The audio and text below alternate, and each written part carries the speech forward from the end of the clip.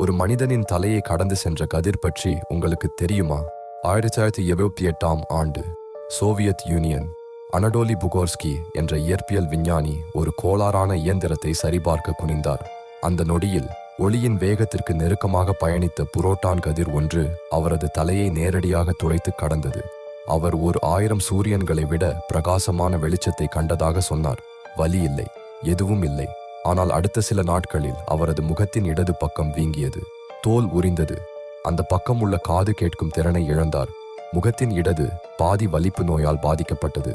ஆனால் வலது பாதி முற்றிலும் சாதாரணமாக இருந்தது. ஒரே முகத்தில் 2 உலகங்கள். சோவியத் அரசாங்கம் இந்த சம்பவத்தை முழுவதுமாக மூடி மறைத்தது.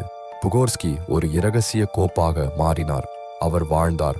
ஆனால் அரசுக்கு அது ஒரு தர்ம சங்கடமான உண்மையாக இருந்தது. அவர் 90களில் இன்னும் உயிரோடு இருந்தார்.